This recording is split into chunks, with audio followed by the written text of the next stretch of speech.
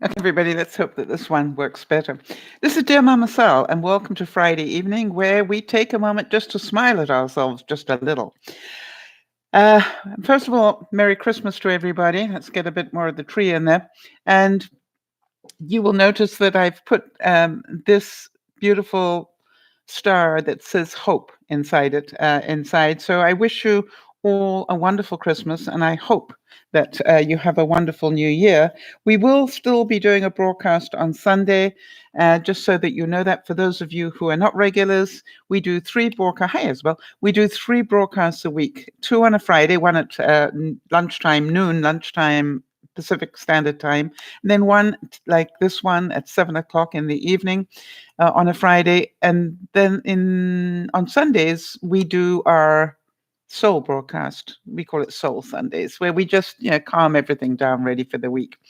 However, this is an awesome week for me. It's been incredibly stressful and incredibly rewarding, I guess, in some ways, that I'm still sane, but only just a little bit.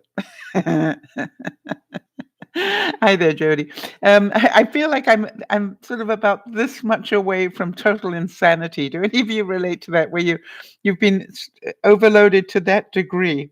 Um, you know where you're going. I know you trust me a lot because you've proved that this week, but just be careful. Don't push too hard now.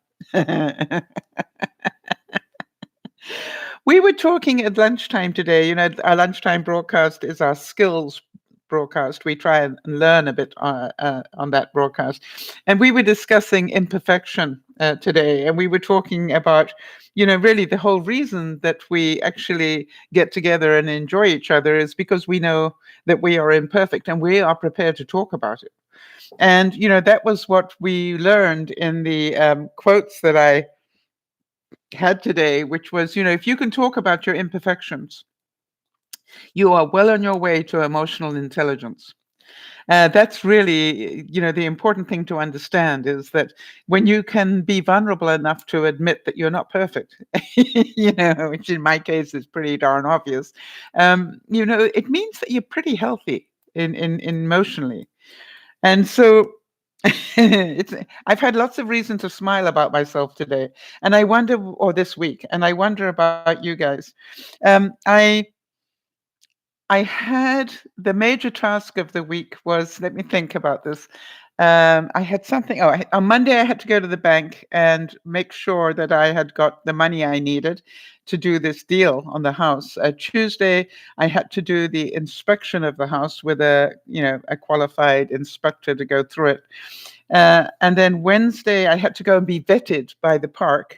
And today's Thursday, and I've spent the whole day with contracts. And still done two broadcasts. So let me try and just give you an update so that I can make you smile a bit.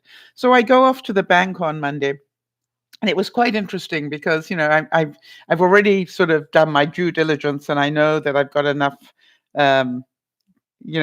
money. I've juggled the money well enough that I've got enough to be able to put down the deposit on the deal. And so I sat there, and my banker was there. And the first thing he said was, well, it looks like we need to apply for a line of credit or a loan, a bridging loan. And I've got news for you. I don't know if any of you can imagine this, but it was like, somebody had hit me with a ton of bricks. And I literally, my eyes came out on stalks, and I looked at him and I said, could you look at that again? Because all my research and all my juggling and everything, I didn't think I needed a bridging loan. But if your banker tells you that you do, when you weren't expecting it, you can probably imagine it was like a oh dear moment. But it was another word, not dear. And so anyway, I said, would you mind looking at that again? And he looked at it again. He said, oh gosh, you're right. You don't need a bridging loan. Um, and how many of you can imagine that I was, part of me was a little amused and pleased that I picked it up. And then secondly, part of me wanted to, And then I swear, not 10 minutes later, he said something else that was not correct. And I looked at him and I said, okay, I'm just going to presume that you're in, the Christmas mode, and I know you're going on vacation. So I said, I don't think that second thing is right either. And he said, what? And I said, that thing you just said, I don't think that's right either. Can you just check it to make sure? And guess what? So anyway, I left the bank with a dirty great check for the deposit on my house. And that was Monday. Then Tuesday, I went to have the inspection done. And as I talked a bit about it during the lunchtime broadcast. But the funny thing was that I got the same guy who did such an incredible job on my house that I lost a sale. He was so good at doing the inspection on my house that I lost the sale. So, automatically he's the guy I wanted to have a look at my new place. And I paid the extra money for them to do what they call an infrared scan. And just so that you understand what that is, because it's all learning moment, and it is actually quite funny. Hang on, I'm just going to try and find the picture where I can show you what they do. Yeah. So they will look at the breaker box, for example, and they actually can look through the metal and everything and see exactly what's happening with all the circuits. And what they do what they call a special test, and I knew that would happen. So when I saw the guy turning on the oven and turning on the dishwasher and turning on, I went, oh, I know what you're going to do. And he said, no, I bet you don't. And I said, oh, good. Lots of money or just a little? And he said, what? I said, are you going to bet lots of money or just a little? And he said, why, what do you think I'm going to do? I said, I think you're going to do a load test. And he went, wow. Glad I didn't put money on that. That made me chuckle. Anyway, the bottom line of it was that the inspection I got told me that I needed to do some work on the manufactured home that I'm buying. And by the way, did I expect that? Yes. Funny enough, the thing I didn't expect was some of the things that are going to happen. First of all, it has the same plumbing that mine does that has caused a problem. So, when he told me that, I went, really? I think that's called karma. I sold a house with that plumbing in it and I get another one. The only difference is it's easier to fix it on my new one. So I've still got to do that. It's going to need a new roof. Yeah, I'm pretty sure on that one already. But the only one that I was really concerned about was it's going to need a new furnace. And that's quite a big expense. So basically, it was a bit scary to hear it all. And I got literally a book of it. But I want to tell you, if ever you're in a position where you need to buy a house, it's a really good idea to spend the extra money and get that infrared done, because literally they can track through the walls. They can see if there is, if there's mold. They can see if there is, what do you call it, leakage anywhere, or so things like that. And so I was very, very grateful for that. And basically, I'm got what I needed to hear, and I got my money's worth, that was for sure. And so then Wednesday I went to get vetted. And that was really funny because I don't know about you, but when you go somewhere and they want to vet you to see whether you should be part of the community, you'd think maybe the first thing they'd want from you would be a criminal record check. I don't know about the rest of you, but somewhere in my mind I thought that would be the first thing they would ask for, that I go and get a criminal record check, and they didn't. They were more concerned that I fill in some bits of paper than to do anything that said I was a good person. They didn't ask for references. They didn't. Basically, they just wanted me to rent the place. So anyway, it was really quite amusing to me, and I got to meet a couple of the locals, so that was good. I don't know if this makes any of you smile, but one of the things that I was told was that 4 of the residents had recently died. And they were all in their 90s. Now that tells me, that they presumably look after one another, because to be living there in that independent way in your 90s, that's, you'd have to have good support to be able to do that, and not be in a home or something. So that made me smile. I thought that was cute. All right, so then today today was really a mass of contradictions. Anyway, the important thing for you all to know, and the reason I've got a fairly decent smile on me, is I think it's all done. Just as I came on the air, I got the final email. I just want to make sure there isn't another one. No, there's not another one. I got the final email that said that I'm good to go. But I want to tell you, not without messing with my realtors' minds a little bit. And the reason I'm saying that is because I actually, when I realized how much money I was going to have to spend at the new place, I asked the sellers if they would consider reducing the price, and they came down a tiny bit, but not very much. And so then, being who I am, I started throwing in, okay, then can you leave this, this, this, and this? And it got down to the very last thing, is I couldn't keep the blackboard. And so I replied to my realtor, Pity. My realtor wrote back to me and said, does pity mean that you're going to walk away? And I'm going, wow, they've really lost their sense of humor. So I went, no. I just signed the documents and, sent it back to them. So obviously they thought there was a chance that I would actually walk away from the deal because of a blackboard. Scary. But I understood it. So there we go. And I will start moving mid-January. And so now then, the good news is we are just a couple of days, I think it's 4 days away from Christmas. And now I can start concentrating on Christmas. Maybe sleep and then Christmas. And then, as some of you may know or not know, I am then going down to see Benji and Judy on the 27th, and the children, so I can give the children their presents. And then I will come back and literally start pulling the house apart and moving stuff. Now, my sense is that I will start by taking over half of everything. And when I say half of everything, in other words, I don't know if you can imagine this, but I'm thinking I'm going to go to my fridge and take half of what's in my fridge, because we know the fridge where I'm going is smaller. Hi there, Nana. Well, thanks, Isabel. I appreciate that. So we know that the fridge I'm going to is a little bit smaller, not a whole lot, but a little bit smaller. So what I'm going to do is I'm going to start by taking stuff over to the new fridge and fill it up.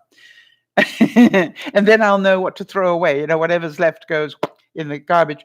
And then I'm going to also take, probably most of my regular clothes with me.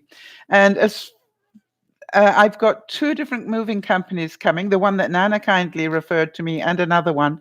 They're both coming to give me a quote. I'm just thinking, one on the 23rd, I think, and then one on the 30th. Can't remember. It's in my book anyway. So they're going to both give me quotes, and then I'll find out when I'm moving. But quite honestly, a lot of the stuff I can basically move myself, because it's all in cubies or boxes, just banker boxes. So my stuff that I feel strongly about, I'm going to take with me. And so now, now you're going to get the, what do you think I should put here? Stuff going on. For those of you who saw the pictures that I put up on Sunday of the property, I actually did manage to score the futon, the pale blue futon that was in the family room, as they called it. So I was thinking I'm going to put that in front of the fireplace. So when I come in and want to take off my shoes, I can sit down on the futon and take my shoes off. But also, it's a nice place to just sit and have a cup of coffee looking at the fire during the winter. So and those sort of things. And I was just saying today, for those of you who are creative, wait a minute, I can show you that picture. Wait. Let me show you that picture. So hopefully you can see what I'm talking about. What do I need? I need Messenger. Okay, let me have a look here.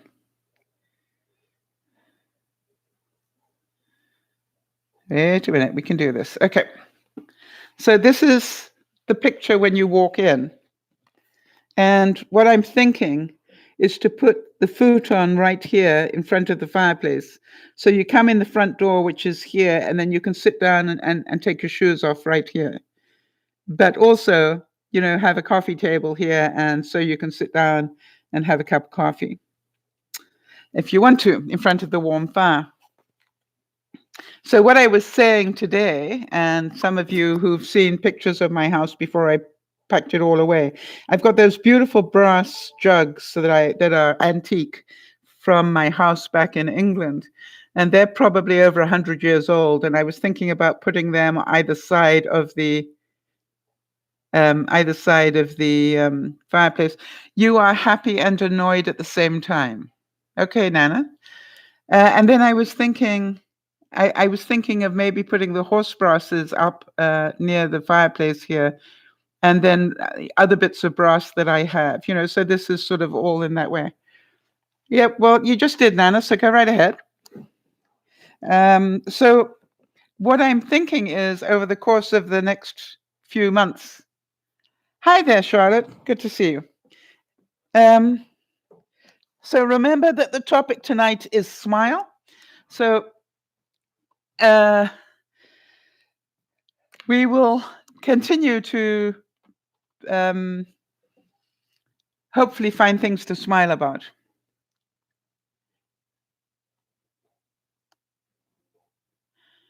Okay, so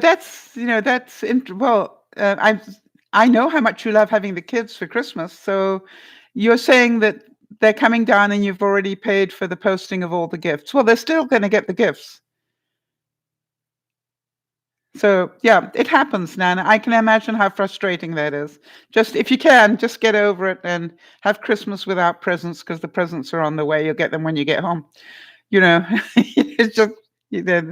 But what a wonderful surprise, because you're always complaining that they never come and see you. So, all right. So there you go. What a nice present for you, if you care to see the positive of it. So anyway, I didn't think I said you were mad, Nana. I think you said you were happy and annoyed. Annoyed is definitely not mad. It's annoyed. All right. So here we go. So now let me ask you something. What I wanted to do was say to you, once I start moving in, I was pretty sure that you would want me to do broadcasts from different bits of the house, even though it might still be empty at times, or a total mess at times. So what I thought I would do is just sort of do that so you could see how it's progressing. How do you feel about that? Would that make you smile? Let me know. The thing I didn't tell you was when I went to the house on Tuesday, I got to meet the owners. The owner passed away. Very sad story. But I got to meet her 30-year-old daughter, and what an absolutely delightful young lady she was. I was just so pleased to meet her. So I got to just enjoy her for a little while, and she's on her way to Australia. Once the house is sold. And guess what day she's going to Australia? 2 days after I move in. So it all sort of, fit in. And it was so strange because those of you who know me better than others, I was in that family room and I was just standing there and I said, your mom spent a lot of time in this area, didn't she? And Sanya, that's her name, Sanya said to me, actually, yes, how do you know? And I said, well, I'm looking at things, not everybody puts that sort of a mirror at that sort of location, which means that she was in here quite a bit, and she would check to make sure, that she was properly dressed or whatever. And then there's a notice board attached to this, and it's an unusual place to put a notice board. But if you wanted to remember a lot of things, then that makes sense to me. So yeah, I was overwhelmed with the vibes. You're right, Charlotte. And I could just literally, I said, and she was doing crafts in here. Am I right? And Sanya looked at me and said, "How do you know that?" I said, "I don't know. That's what I feel." So, you know, and it was interesting because she was, and I said, "Well, you'll be pleased to know that's exactly what I intend to do in here as well." And that's before I even found out that that's where your mum did her crafts, because it is a beautiful, light, airy, fun place to do crafts. Lots of room. I can totally understand why she did crafts there. So it was really quite, and she was such a great hugger. You know what I mean? She and I hugged, about 6 times while I was there. So really nice. And I just said to her, I do hope that you will keep in touch when you go to Australia, because I would love to be able to know how you're doing. So I'm hopefully going to try and get her email so that I can keep in touch with her as well. So I trusted my intuition. Yes, I did. And quite honestly, I do. The same way, Charlotte, I don't know if I mentioned this, but when I first went to the house, I stood in that kitchen and I had loved everything that I saw, and I knew I could live in there. And then I said, there's something wrong with this house and I don't know what it is. And my realtors looked at me, and all, including the realtor for the buyer, they said, what? I said, there's something wrong with this house and I don't know what it is, but I'm going to find out. Was I able to get the outside furniture? All of the outside furniture.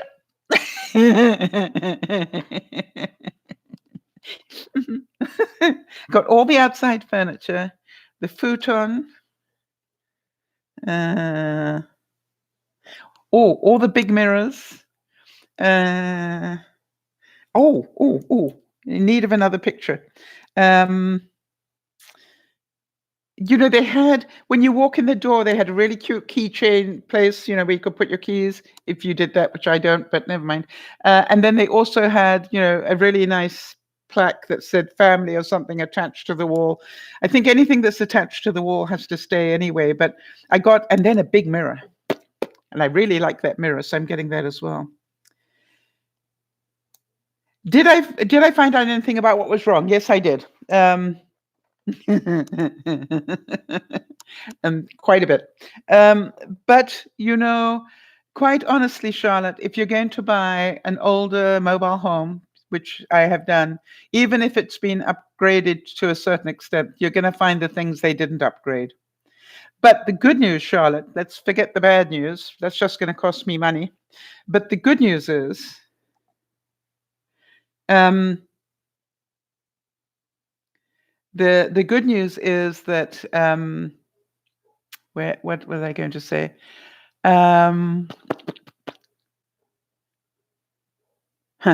I'll remember. Sorry, I got caught off guard again by Nana. Oh yes, the good news is that the inspector said that it was in incredibly good shape for its age, and also he said, he went down into the crawl space below it and said, "I got to tell you, Sal," he said, "that is the cleanest, clearest crawl space that I've ever seen." All right. And he said, for a mobile home, in other words, there are no leaks going on. There's no water in there, anything that would cause a problem. He said it was just great. You were answering me to which question, Nana? I see that you said they have to leave the screws, not the things attached to the wall. I understood from my realtor that anything that is attached to the wall, I don't mean hung on the wall, I mean screwed into the wall, has to stay. That is my understanding, but I'm sure you know more than my realtor, so I'm just going to let you. The other thing is that we will see. But as far as I know, anything that is physically screwed to the wall, if you've got a chest that is screwed to the wall, you have to leave it. You can't take it out unless it's in the exceptions of your contract. For example, they've got a couple of things that were really special to Mum, and I said take them. If that's so important, then obviously you need to take them. So, but again, Nana, you've been through it, so you probably have known it from your experience. The reason I say that is when I bought this house, there was a shelf above the bed and it was screwed onto the wall and they had to leave it. Okay, Charlotte, have a wonderful Christmas. Enjoy. So anyway, any other questions about the house within reason that I can answer for you? The interesting thing is for the month of mid-January to mid-February, I will probably need to have Wi-Fi at both properties, but I'm thinking about hacking into Yvonne's so that I take my Wi-Fi over there and then be able to do that. So bye, Nana. Have a good one. And Merry Christmas if I don't see you again. So it's been really quite exciting in some ways, but boy, has it been a strain on my stress levels. At one stage, now, some of you know my resting heart rate normally is around 60. And I'm pretty proud of that. At one stage this week, it was over 100, and I wasn't out running at the time. To give you some idea of the amount of stress there has been. But I'm glad to say that this evening, we're at 76, and if I stop and put my feet up and just relax for a little while, it'll be back down into the 60s again. So, wow, pretty interesting stuff. Oh, that was the other thing. When I met the lady who runs the park, the first thing I thought was she's a smoker.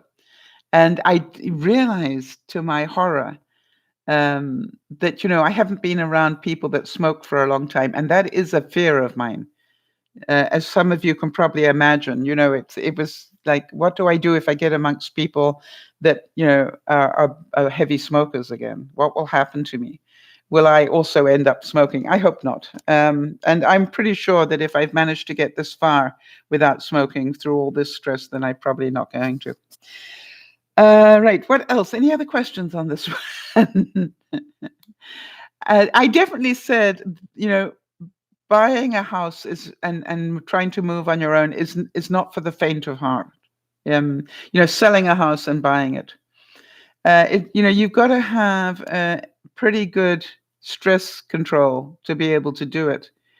And it is really interesting to me, the different levels of stress you go through. And the fact that, when you're about to make the biggest decision, you don't even have time to get to a lawyer to check out the documents. You've got literally a couple of hours to do whatever you need to do. And it's just like, yikes, that is really so stressful when you're talking, big numbers. But it is what it is. The other thing is there are going to be lots of change, right? How many of you don't like change, right? So I'm going to have lots of change. Will I go to, I'm moving to another county, I think you call it, in the States. So I got to probably have a new post office and but then I thought, I might just leave my post office box where it is. It's 12 minutes away. And I think, if I look at where the post office is, the closest one to me from where I'm going, it's 16 minutes away. So why wouldn't I just keep using my same post office that I've always used? Make sense?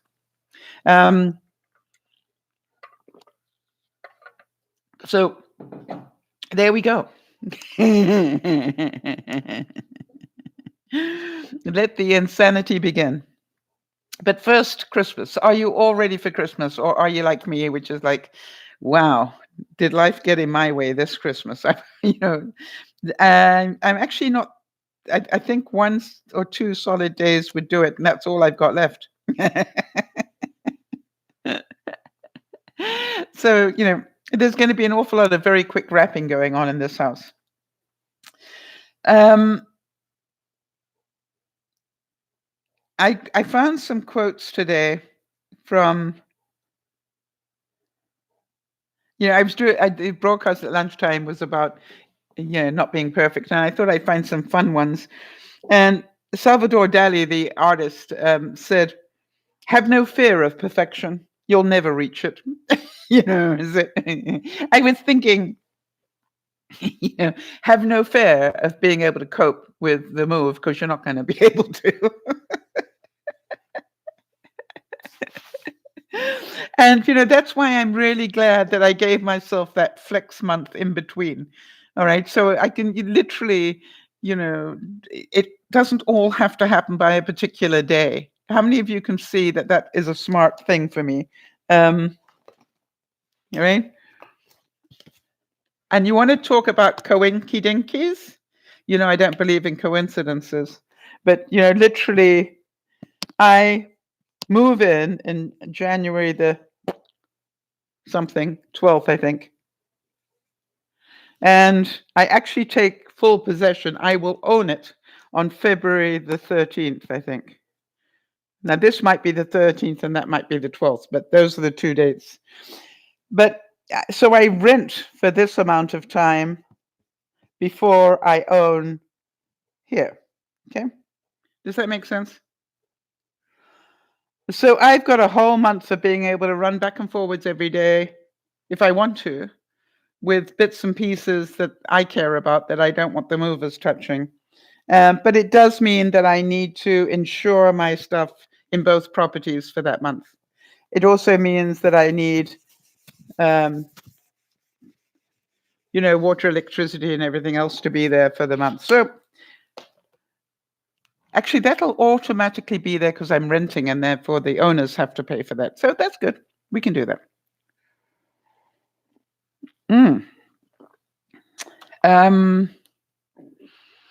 Okay. So have no fear of perfection because you'll never reach it. You will always be taking the next step, right? You do get that. So did any of you had reason to smile this week that we can talk about? Let me know.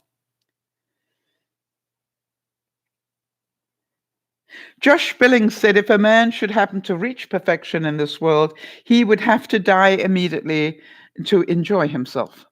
So be grateful that you're still imperfect. All right, now this one was very relevant to me this week. The man who insists on seeing with perfect clearness before he decides never decides. Accept life and you must accept regret. It was really funny because, at one stage this week, I nearly let the property go. I was really quite upset and I nearly let it go. And then being who I am, and Jody, I need you to know, because I don't think I discussed it with you.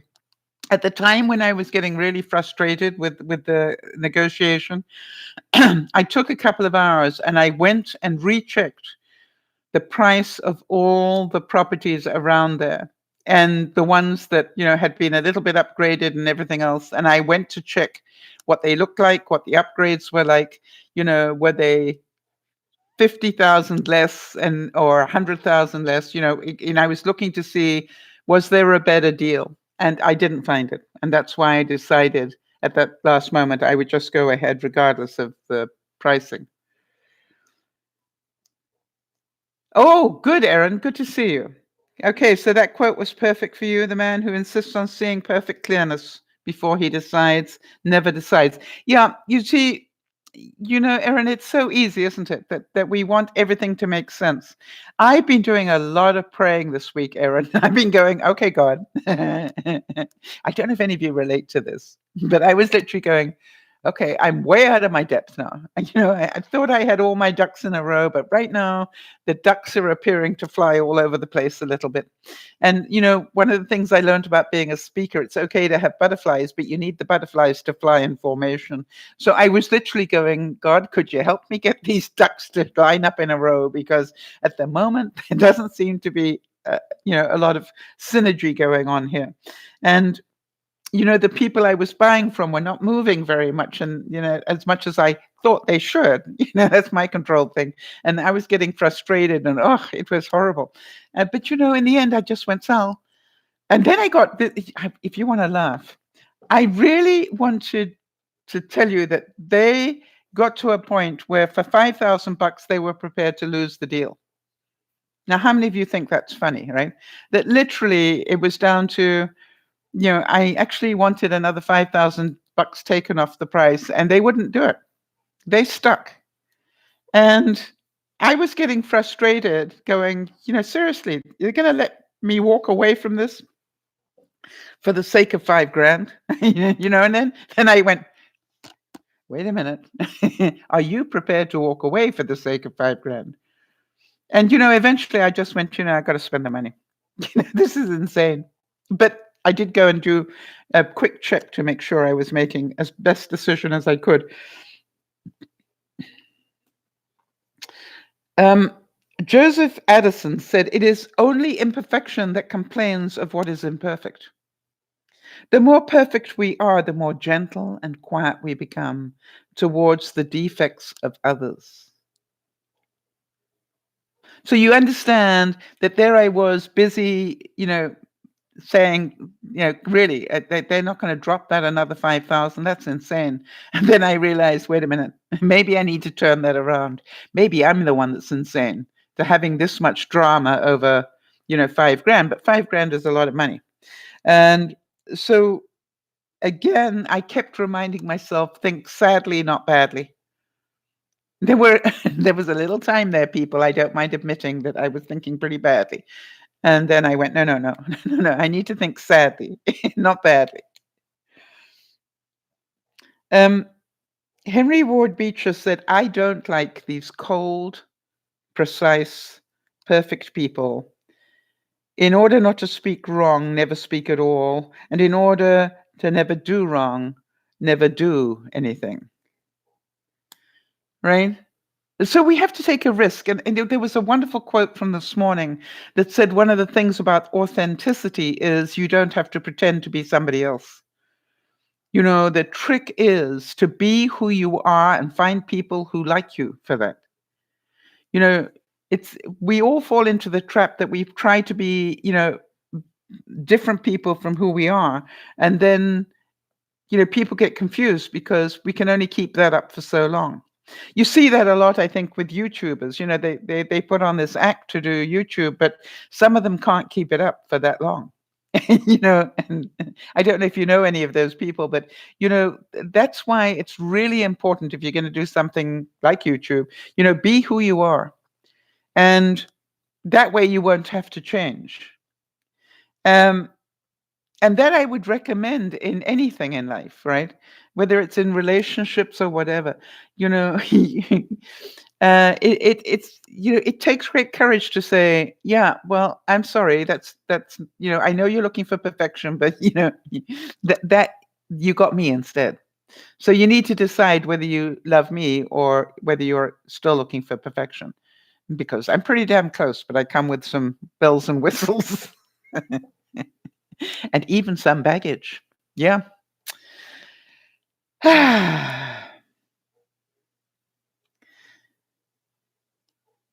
Pierre Cannell said, we never taste happiness and perfection. Our most fortunate successes are mixed up with sadness. And I wonder if any of you can see that success isn't always a happy place, right? Yeah. How many of you know I've been through 6 months of living hell in some ways to get to this point, and I've still got more to go through. There's part of me that's going, once all the furniture is in the house, even if it's not unpacked, and once all the boxes and everything are in the house, I cannot wait to shut that door and probably slide down the back of it. How many of you can see me doing that, going, done?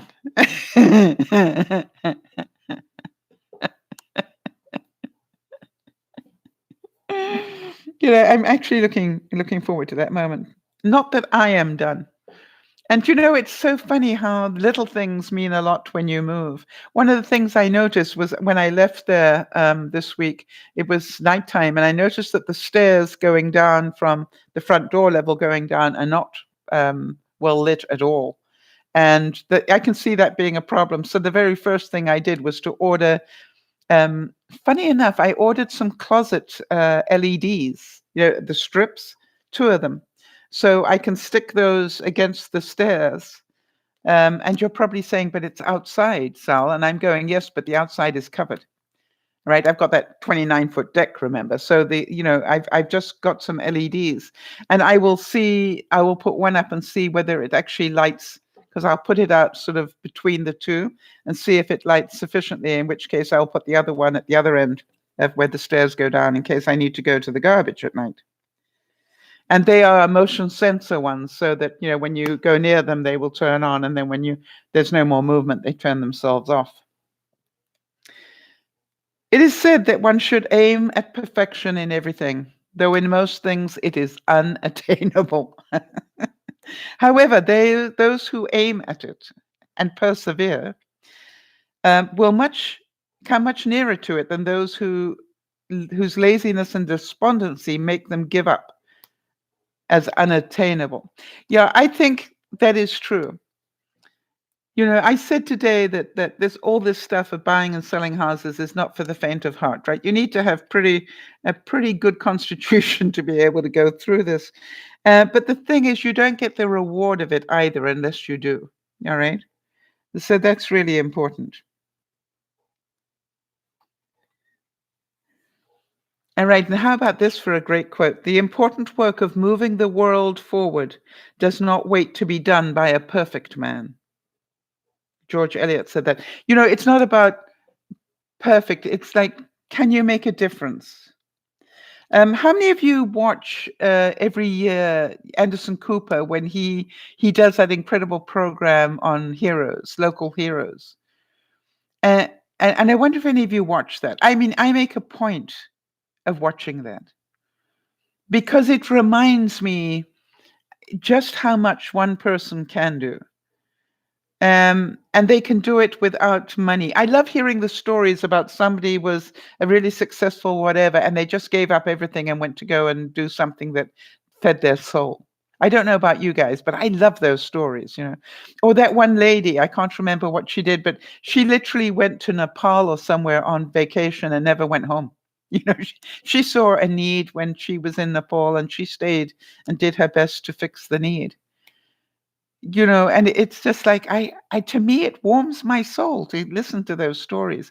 Anyway, I noticed this week, and I did put it up on the Facebook page, but I noticed that that's part of what President Obama is doing with his foundation, is he's finding those people who are striving to make a difference in the world, and making sure they get the limelight, and that they get acknowledged, and that they realize what an incredible difference they are making. And I thought that was pretty interesting. Perfection is perfectly simple. And listen to the next bit. Hang on a second. Let me get control. Perfection is perfectly simple. Fouling things up requires true skill. How many of you know you have true skill because your ability to mess things up is pretty good?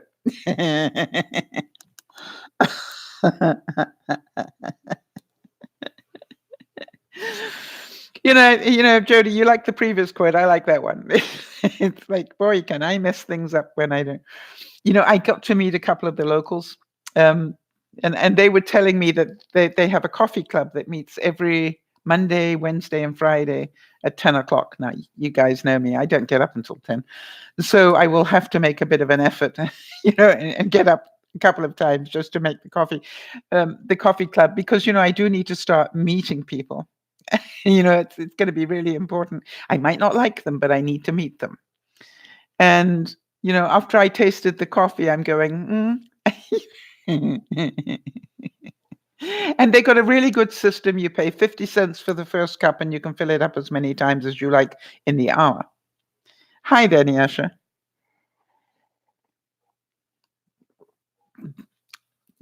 So I got to meet a couple of them, and I actually remembered their names. I was quite proud of myself. The condition of perfection is idleness. The aim of perfection is youth. How many of you know that, when you're young, you think you have to be perfect at everything, and as you get older, you realize you don't need to at all. You just need to do your best. I saw we had a quote this week. I think Jody passed it on, and it said, it's not our job to be perfect. It's our job to try and be a little bit better than we were yesterday. Right? Just a little bit better than we were yesterday.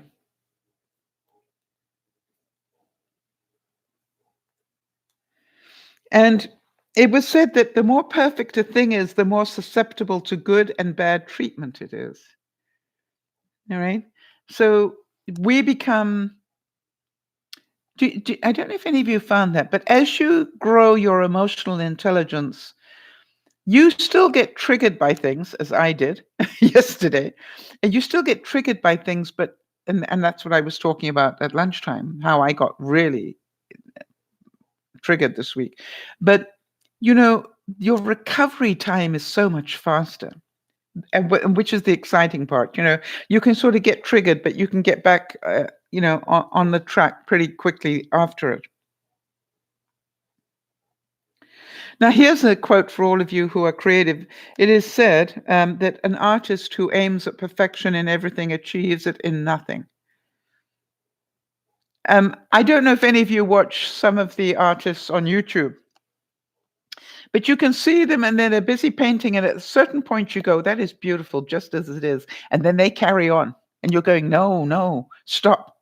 Don't add anything else. And they're carrying on. You're going, no. And then, in your view, they just ruined it, whereas it was perfect before they did too much. And so I think you might want to think about that, right? Sometimes our perfect needs to stop early. It's good enough. I've always said to people, I don't expect perfection out of you. Excellent is good enough for me, really. I'm not that fussy.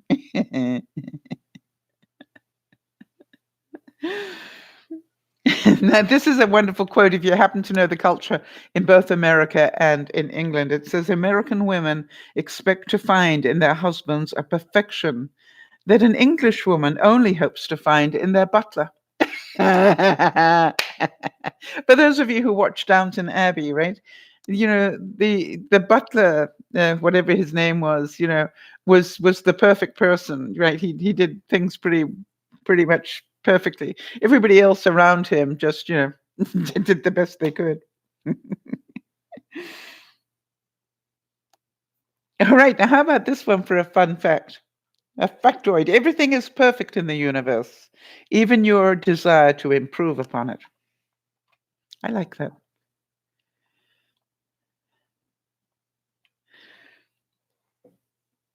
And that perfection is the enemy of creation, as extreme self-solitude is the enemy of well-being. So one of the things I'm going to have to guard against, and I know you guys will help me on that, one of the things I need to guard against is getting too hermit-like in my new home, because I don't have Yvonne downstairs to talk to, or can't discuss things with people because they're not going to be in the house. So I need to get out of the house. So I would like your help, if you wouldn't mind, that you help me, get to be more social again, and get out and meet people. And, even though I'm a pain to feed because I'm pre-diabetic and I'm allergic to garlic, I do need to go and have meals with people and have people come eat with me as well. It's going to be really important. And I've decided I might just still continue to do the Sunday dinner, and maybe just keep inviting, people for Sunday dinner. Say I've got 3 places open for Sunday dinner if anybody'd like to RSVP, and see who comes. Because I always cook enough for 4 people anyway. So, this is like, if nobody comes, I'll eat on my own. But if they do come, I might get to meet some people. And I won't like them all. I know that. And they won't like, some of them won't like me. And I know that too. But at least I will be doing something to try and be social. So keep track. Help me do that, because obviously, I don't want to become a hermit in my new place. One that desires to excel should endeavor in those things that are in themselves most excellent. Ugh, I can't even be bothered with that today. All right. Edgar Allan Poe said, I have no faith in human perfectibility. That's a big word. I think that human exertion will have no appreciable effect on humanity. Man is now only more active, not more happy, and not more wise than he was 6,000 years ago. Oh, what a nice name. Jody's suggesting I call that Sal's Sunday Supper Club. Yeah, you are invited. You know, the first 3 people to respond get to, be members of Sal's, Sunday Supper Club. And, the fact that it's an odd number is probably a good thing as well, because there are probably other single people like myself. And, what you're saying is it's okay if it's a single person. I don't need couples necessarily. And if I only have 3 tickets, right? That's like, okay, the first 3, mind you, I probably should have a couple of backups just in case.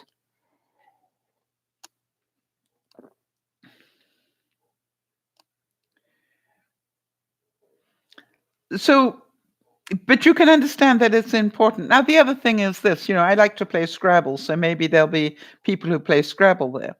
It does sound to me like they have, they do try to do some interesting things together. They had 2 different Christmas events, one last week, and then they got another one on Christmas Day, I think, or close to it. So they once a month they have a sort of get together of the locals, and which I think is a really nice idea. Again, um, sometimes they say it is a potluck, and sometimes certain people cook the whole thing, but it'll be interesting. No one becomes perfect, but some become great. How do you feel about you? Do you think you're perfect, or do you actually know that you are great just as you are? Because I think that's a great thing to be aware of.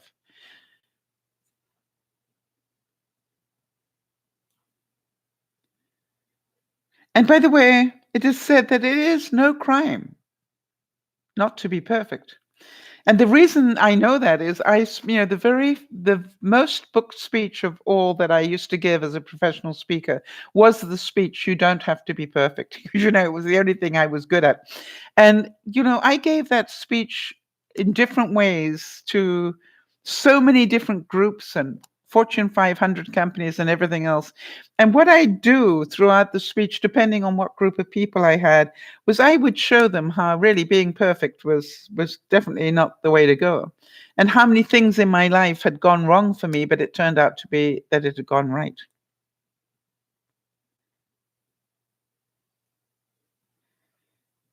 And I wonder if you can see that in your lives and smile a bit and go, I thought that was a terrible mistake that I made, but actually it turned out to be a great idea that I turned that way because it helped me see this, or it helped me meet so and so, all those sort of things.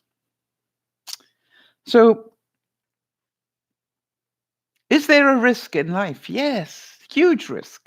Am I taking a risk doing what I'm doing? You bet. By the way, one of the questions I asked, the guy that was doing the inspection was, what can you tell me about the water system?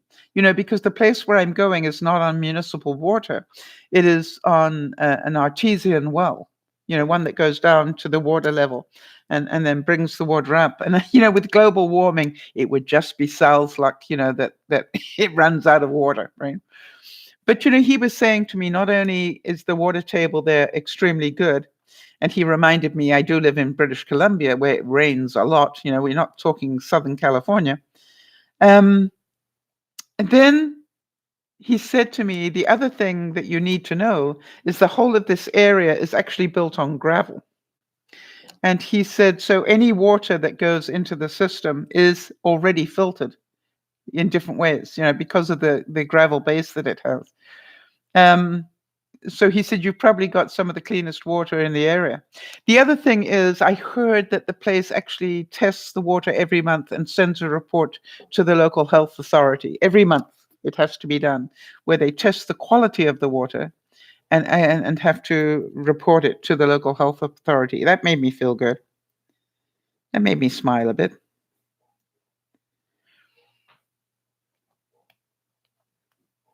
There were the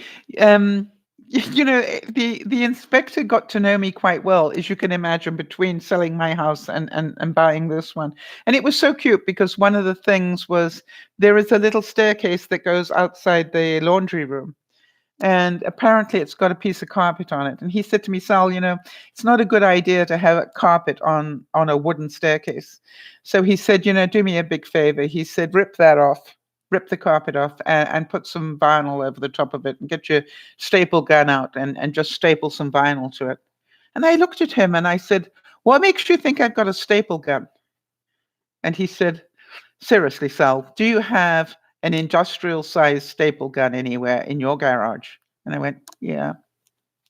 And he said, I saw routers, I saw, table saws, I saw jigsaw, band saws. He said, I was pretty sure that you've got a stapler in there, an electric one. But, I haven't been able to play with it in years. So that's so cute of you. Probably 3, says Jody. But, you really got a feeling that he knew me quite well. And it was so cute, Jody. This will make you smile. As he was leaving, he said, Sal, do me one favor. And I said, what's that? He said, if anybody that comes to do any repairs for you, could you do me one favor? And I said, what's that? And he said, will you just mention to them that, that the house inspector who originally checked the house is coming to check, the work that is done by any of the tradesmen to make sure it's up to code. He said, could you say that to them? I said, sure. How kind of you that you would do that. He said, no, just tell them that. That'll make sure that they do a good job. And he said, but if you have any doubts, you call me and I will come and have a look for you. For a bottle of scotch or something. I said, no, I would pay you if I were worried. He said, you bet. And, I felt, that when you feel that somebody became part of your family without even meaning to. And as I was leaving him, I said, I don't know why it is, Rob, but from the moment I met you, I thought I could trust you, and you have done nothing to make me feel otherwise. And he smiled, and I said, but before you go, Rob, let me just say something that 2 marriages later, I can tell you, I am a terrible judge of men. I thought he was going to die laughing.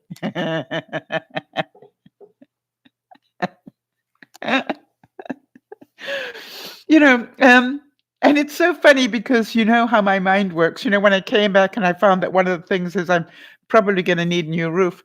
I phoned up, you remember the guy that came to do my skylights that I was so impressed with? Well, you see, everything is unfolding as it should. And so I phoned him up and I said, hey, actually I sent him an email and said, could you do me a favor and do a drive-by look at that roof to let me know what you think it would cost to redo it. And he said, no, I'll come and meet you there tomorrow. And I said, no, I'm not there yet. And I'm not going to be there. I just want to get a rough estimate of what it might cost me. So do me a favor, just drive into the area, have a look at the roof. Tell me what you think. If you'd like the job. And if it's, if you don't want it, don't worry. So it was just like, he wrote back and said, okay, no problem. I'll go and have a look. So thank you. How many of you agree that the pursuit of perfection actually slows you down? All right? That you're so busy trying to be perfect. One of the stories I love to tell is when I wanted to become a radio ham way before the time of the internet. The first time I took that exam, I failed by this much. But you know me, I wanted to be a radio ham, so I studied for a long time. And then I went back and redid it, and I passed it by that much. It was amazing the difference between this much below and this much above. Success. Yes, Isabel, I've made a great number of contacts. You see, what I'm trying to show you is these people that I've met with some of the problems that I've had with my house have now turned out to be very useful to me for what I need to do with the new house. And from what I could gather from the people in the social club, which is why I need to go talk to them a bit more, is they have quite a few handy people in the complex. Now, how many of you have heard me talk about Wade, who lives downstairs with Yvonne? You know, Wade works at Home Depot. So when Wade heard that there were a number of issues in the house, he came up to have coffee with me.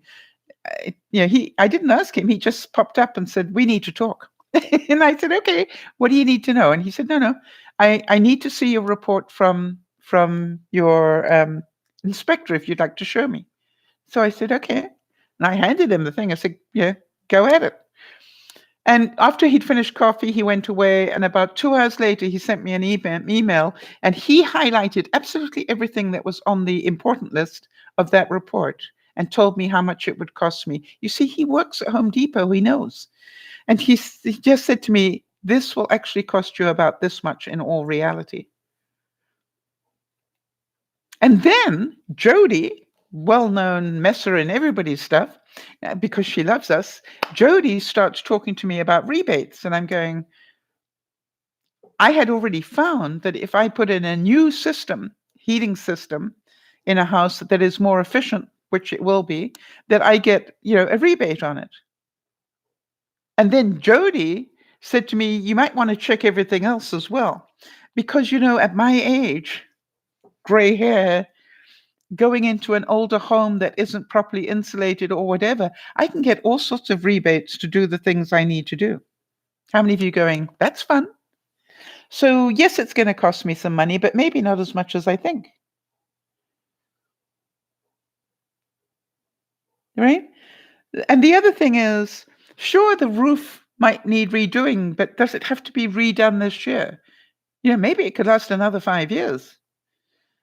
But part of me goes, a roof, I sort of would like to know that that's, not going to cause me a lot of problems. You I don't want that. The other thing was the furnace is the original furnace, and it's 35 years old. And there was a very slight chance that that actually is emitting some carbon dioxide. And I'm going, yeah, I don't think I want that in my house. So I will pay for a new furnace, that's for sure. How many of you going, that would be great, move in up, get asphyxiated the first night? No, I don't think so. So to me, this is full of risk. Yeah, Jody's saying smart way to approach it, taking into account the rebates and discounts. Yeah. Now, I know that one of the things that Wade said to me is, yeah, you can get them, but you have to fill out a mountain of paperwork. And I could hear Jody telling me about all the paperwork that she has to fill in every year just to get the rebates and discounts she gets. And I know from talking to Jody over the years that it is well worth her time. So it's just a case of, it's not fun, but do it because it's worth it, right, Jody? It's not your idea of an erotic experience, but it's worth doing. So I just want to take a second and check with you guys. Has anybody got anything that they want to talk about or need to talk about or would like to talk about?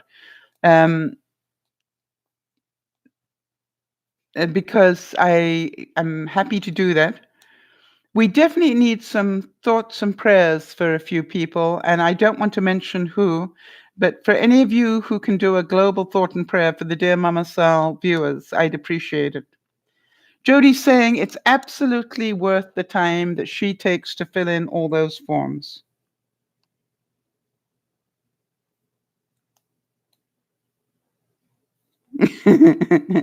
Okay, so are you ready to smile a bit?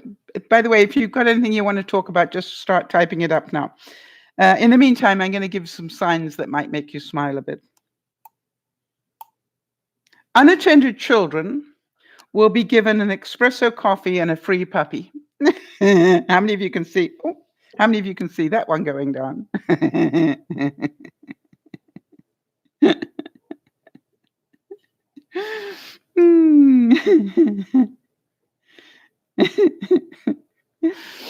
this is a picture of 3 stores that are next to each other. And the first one says bankruptcy over the top of it. The second one says divorce, and the third one says liquor. It's like, okay. I can remember I was on tour somewhere. I think I was in the other Vancouver, the one in Washington State has a Vancouver, I think. And, I was there. And somebody was driving me around, and I noticed that there was a weed shop, where they sell marijuana. And right next to it was the doctor's office. And I went, oh, that is actually hysterical. And I can't remember what the other store was, but it was the same sort of thing where I'm going, that is funny.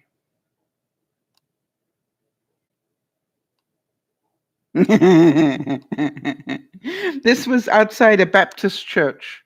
All right, so that get the context. The Baptist church said, whoever stole our AC, our air conditioning units, please keep one. It's going to be hot where you're going. I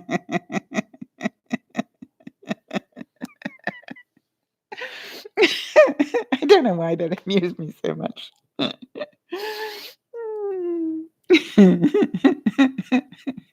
Yeah, just keep one. You're going to need it. How about this one? Win a free ride in a police car just by shoplifting from the store. Hi, Lauren.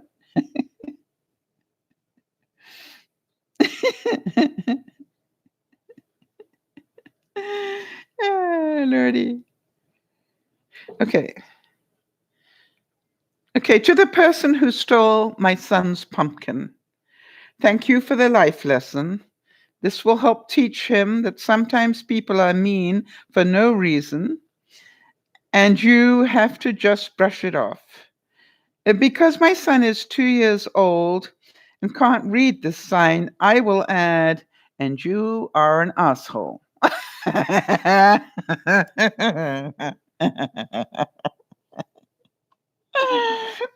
I'm sorry.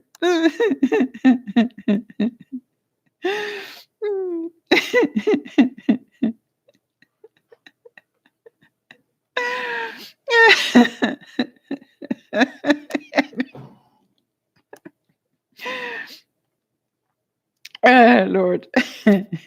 Why did I find that so funny? Now, do any of you have cats?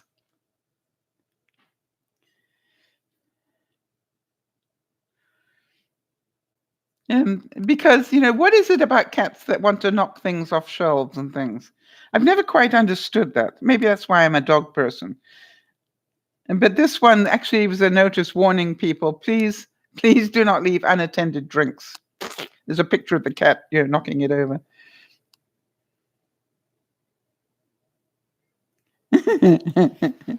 So this is a sign at a local park, and it said, attention dog owners. Please pick up after your dog and thank you. Attention doggies. Grrr, ruff, ruff, woof. Good boy. That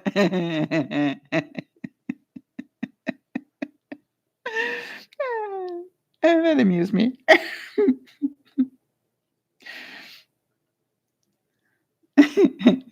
This is a sign somewhere, and I don't know where it is, but it says, caution, low-flying aircraft, but the top of the sign is bent. Like very low-flying aircraft.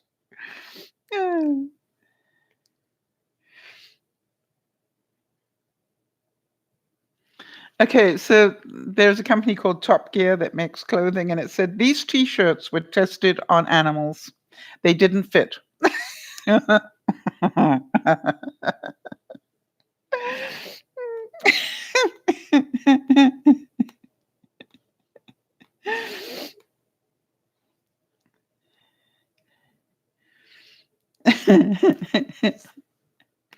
can't repeat that one. It's a bit gross.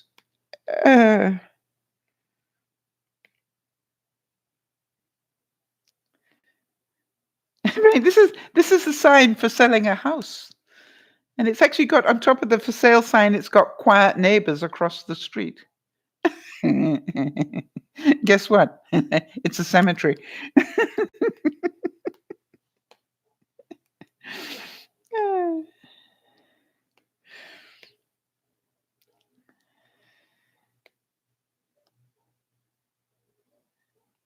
Some of these actually are quite gross. I have to be careful.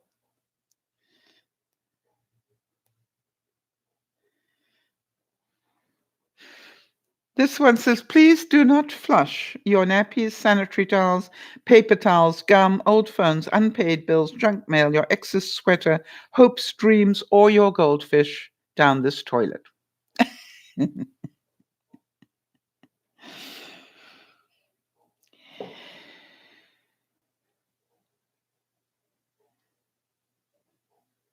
Please do not drop cigarette butts on the ground.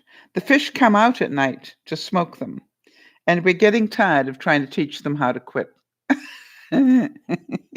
Anybody got that visual? And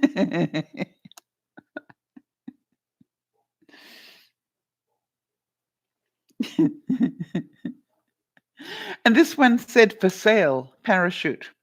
Only used once, never opened.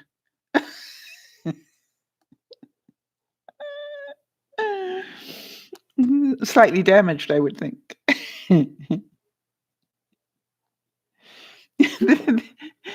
This is a sign somebody put on their ceiling. I think it's in an office and it says ninja exit only. Right? You got to be a ninja to be able to go out that exit. It's cute.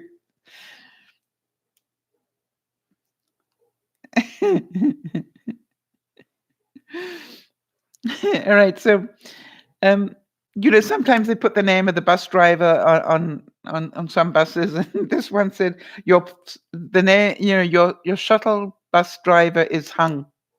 That was his name. It's just like.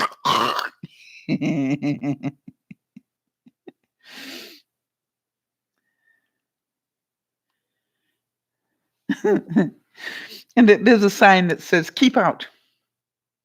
And underneath there's another sign that says, or enter, I'm just a sign, not a cop. All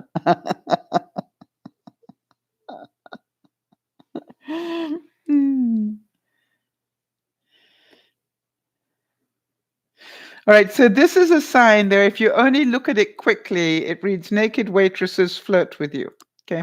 But if you actually open it up and read everything on the sign in very small print, it says the naked truth about our waitresses is that they only flirt with you to get a better tip. But you understand you have to really read the sign to see the small print. And this sign says, if you're stupid enough to smoke, do it here.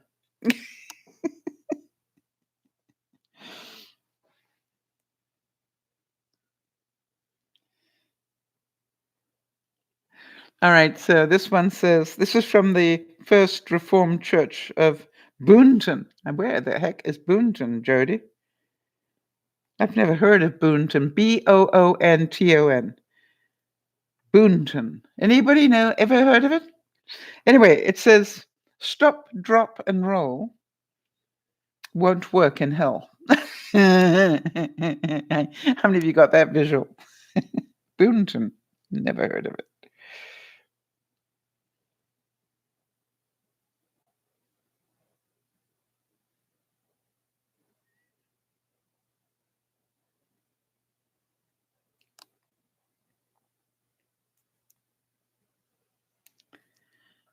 New Jersey. Really? I learned something today. We all learned something today. Boonton is in New Jersey. Huh. Thank you, Joe. Interesting.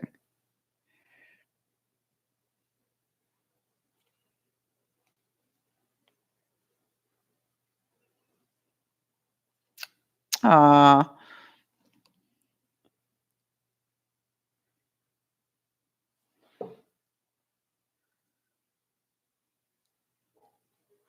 So this obviously, yes, it is your favorite, Isabel. And we will always think of you whenever we hear about New Jersey. Now that I think about it, because you were so kind to take that series of pictures for Jody.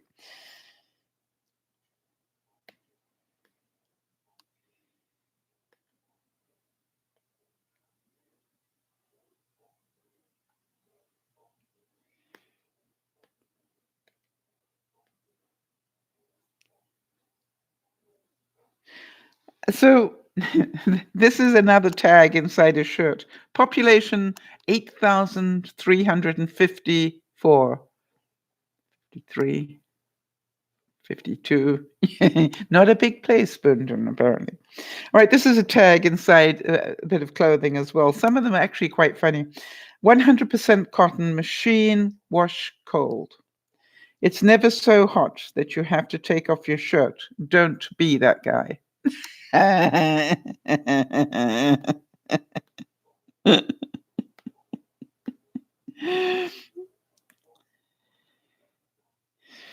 And then there's a sign in a produce store and it says maybe broccoli doesn't like you either. Actually, I must admit, I can enjoy broccoli as long as it's got cheese all over it. I don't know about the rest of you. How many of you enjoy broccoli? However, it's produced. If I can put cheese all over broccoli, I'm happy. I can eat quite a bit of it, but if it doesn't have cheese on it, not so much.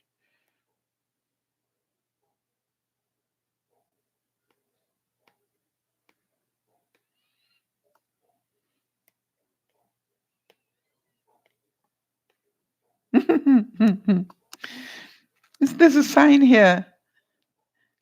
There's a sign here. One of those road signs. It's got a cow falling from the dizzy heights. It says, "Caution, falling cows." Why on earth would you have falling cows anywhere? Maybe they walk off the edge of the cliff or something. Whoa.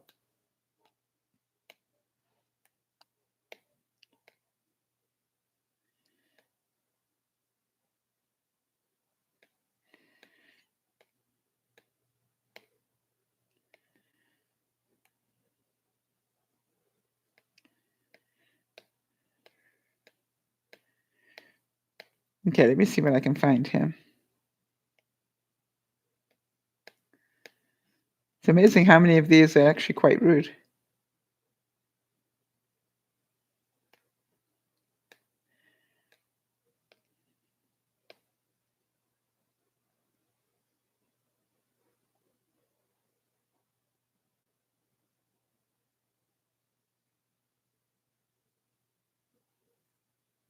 Okay, this is a sign.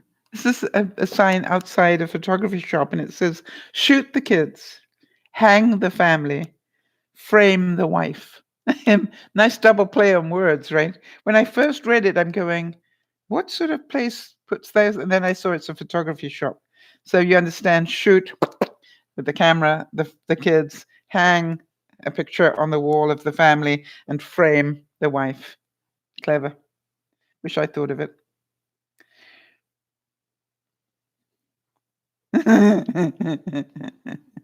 This is in an adult type entertainment place, and it got showgirls, right? Thousands of beautiful girls and 3 ugly ones. I like that.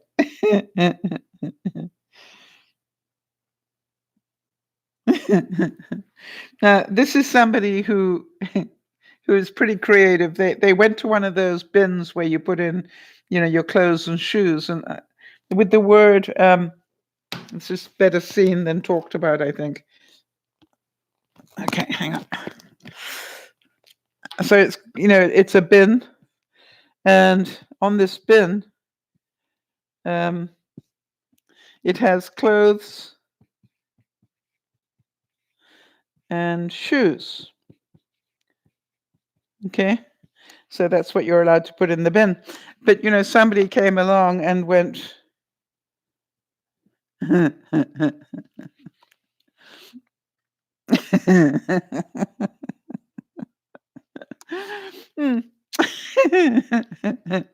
They scratched up, yes. Okay. Lordy, the things that you find when you do these things.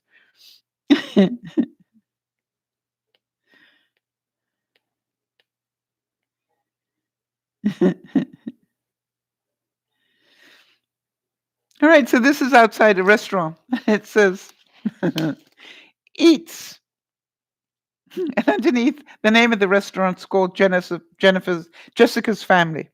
So what you actually read is Eat Jessica's Family. Yeah, I don't think I want that, do you?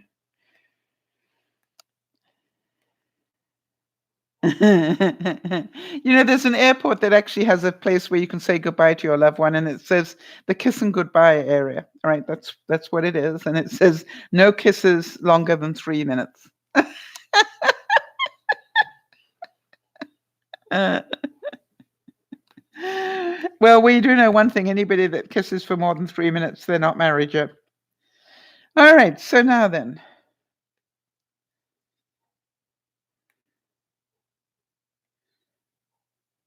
All right, so this is this is a sign outside an eatery, and it says every 27th drink is free. This offer does not apply to a group, only to a single person, and it must be used within the same 24-hour period. In the event of alcohol poisoning, you were never here. Of course, that amuses me.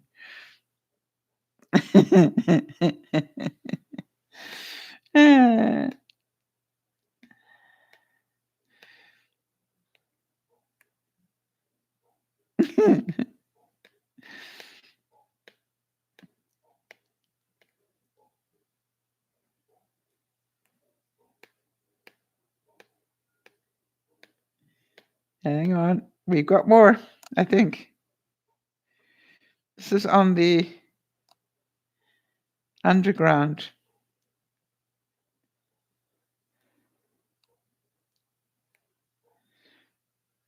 This is very clever, so listen to it very carefully, right?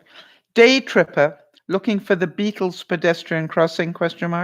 Unfortunately, Day Tripper, right, was the name of one of their songs, right?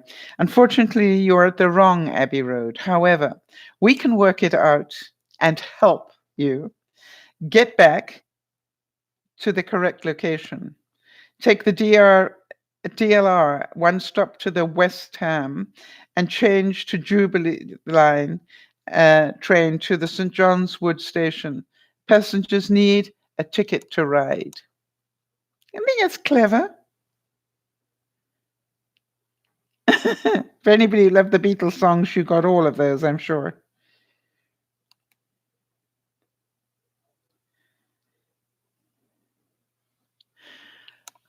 This is an interesting. Yeah, I thought it was very clever as well. Okay, this is outside a Roman Catholic church, and it said Jesus had 2 dads, and he turned out just fine. Nice. Surprising it was outside a Roman Catholic church, though, for me.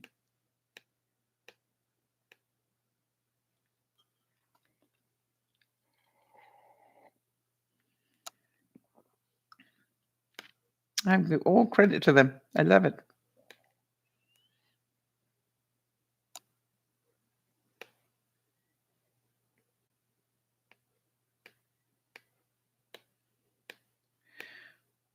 Okay, what have we got here?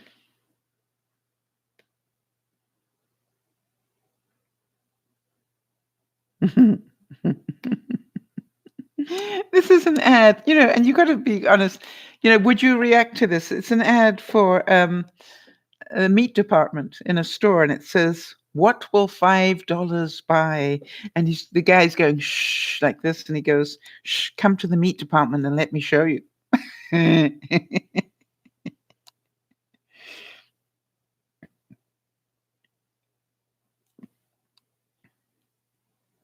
Why do girls hang out in odd-numbered groups? Because they can't even.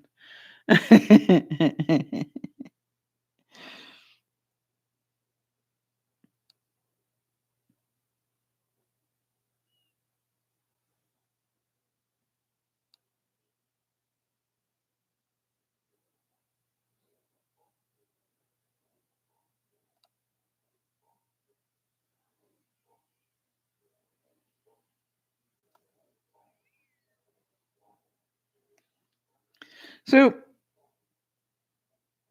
I'm still waiting to hear from you guys what made you smile this week.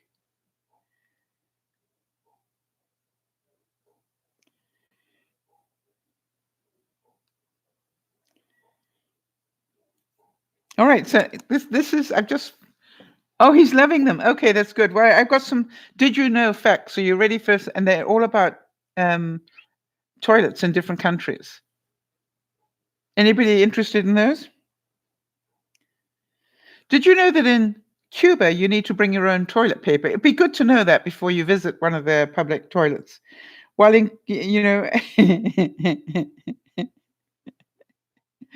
it said the country was woefully ill prepared for the influx of people. Um, and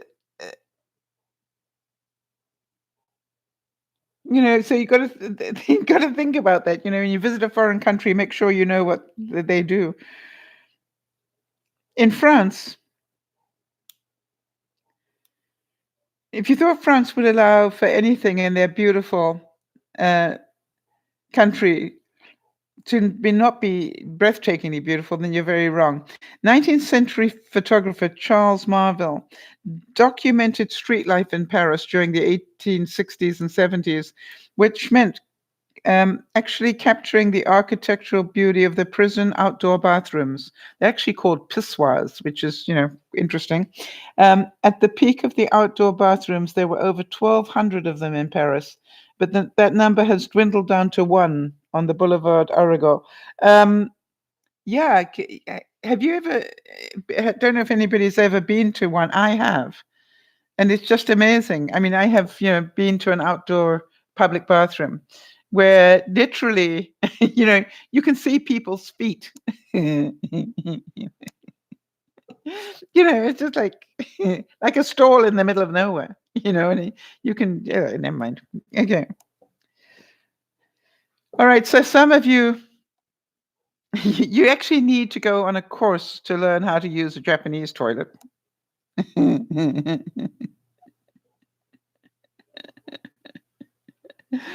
Anyway, that's worth investigating that, for those of you who don't know.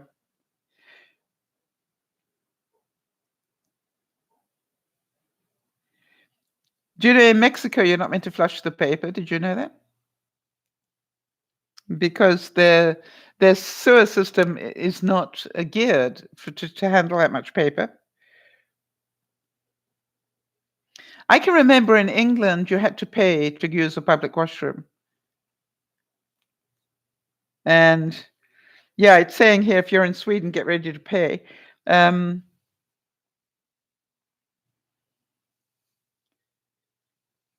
Largest cities in Sweden, you have to pay the toilet system, which means every time you want to go to the bathroom while you're out, you need to actually spend a couple of krona to get in there. Interesting.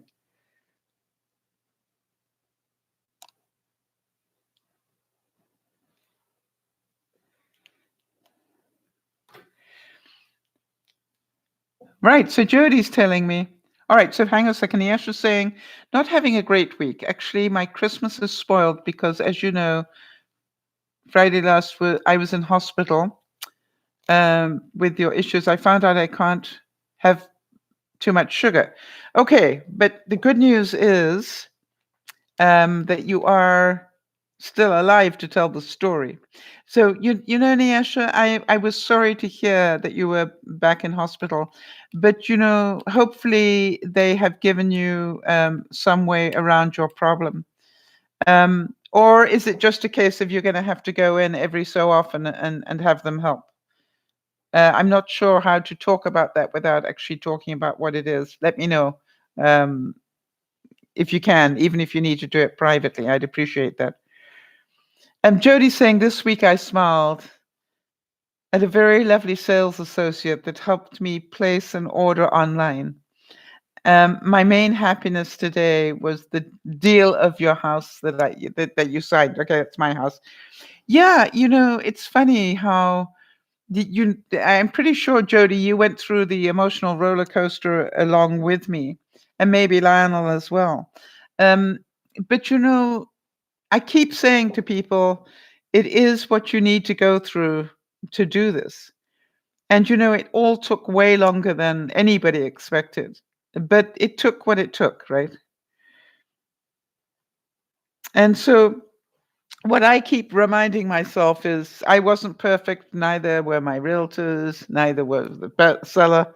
It's just like, but we got there in the end. We got where we needed to get to.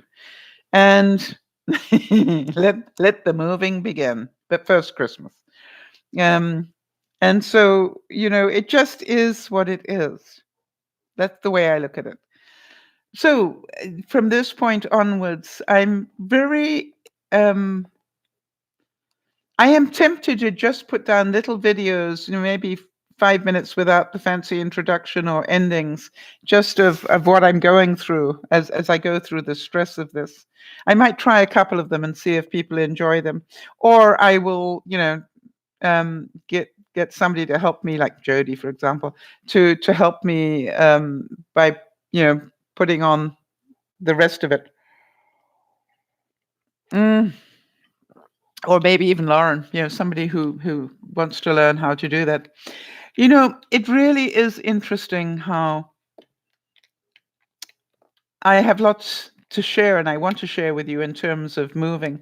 One of the things I did find, and I've got to say that, I did find that having my house on show for so long helped me. Because it did help me be a little tidier. I, funny enough, am not sure whether I will fall back into my old ways, because I just looked at my kitchen this evening and my bathroom and I went, look at this place. But then I had to remember, I was spending the afternoon doing documents, and somewhere in between all of that, I've done 2 broadcasts. So I think I'm going to be a little kinder to myself on that one and go, yeah, when did you have time to tidy up? So there's part of me that goes, you probably want to see the chaos that I create in order to move.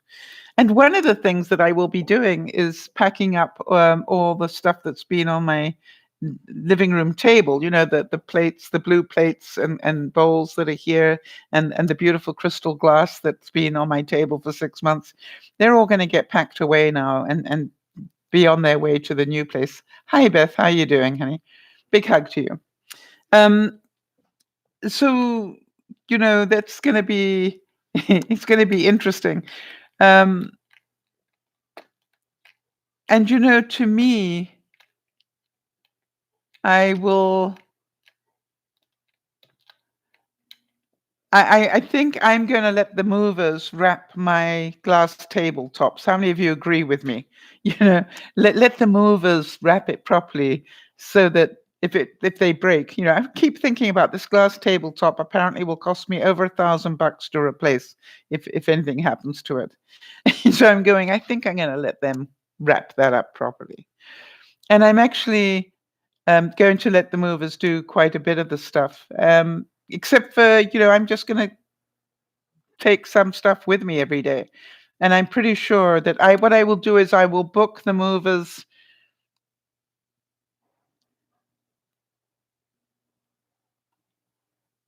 Beth is on her way home from work and at a stoplight, and she checked in. Big hug. Keep your eyes on the road, please, Beth. That's late. You must be around midnight nearly where she is. So I think you might want to get some rest, my friend. I've lost the end of my stylus. Very, very sad. It fell off. It's here somewhere, probably on the floor. Okay. So,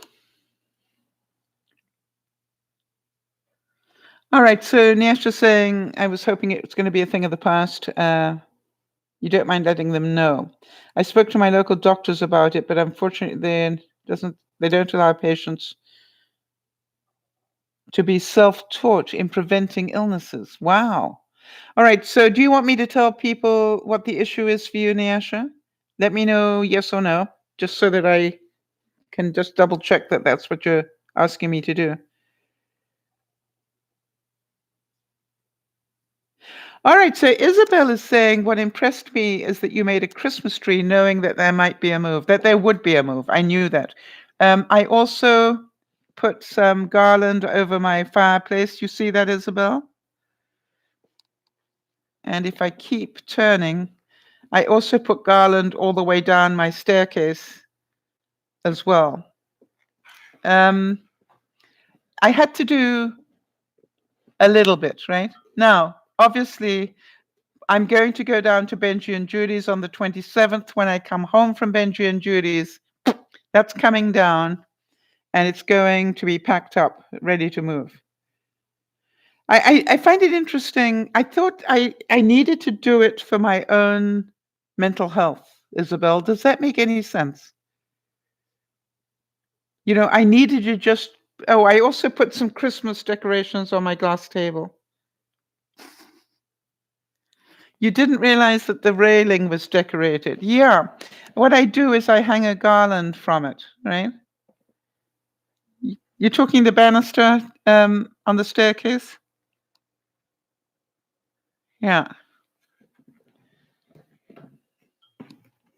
So, you know, one of the things that I have learned is if I don't look after my mental health, nobody else is going to.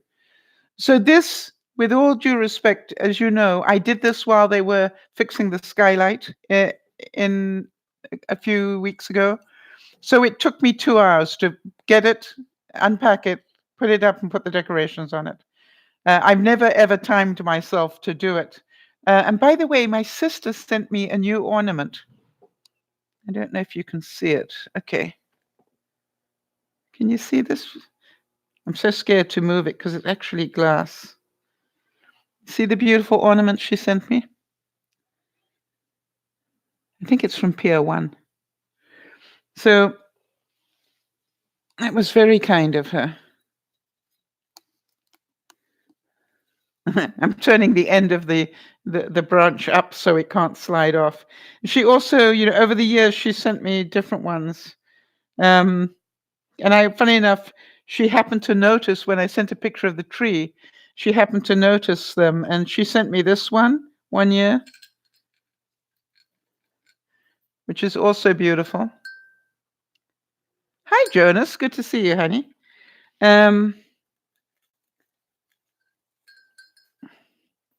She has great taste. She sent me that one. And this is another beautiful one, I think, anyway. I think that's beautiful.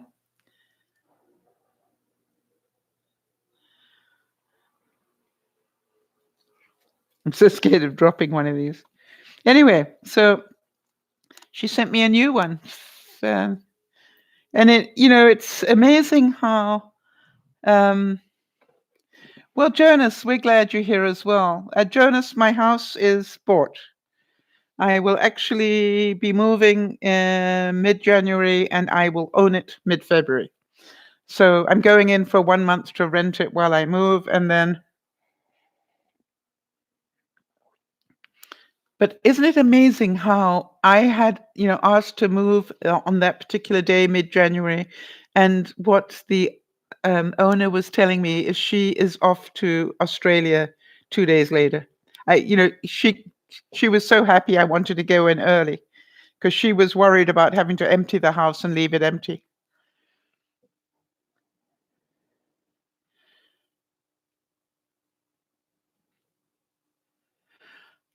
All right, so Nyasha, you're just going to need to correct me where I get it wrong, all right? I'm going to give a very brief idea.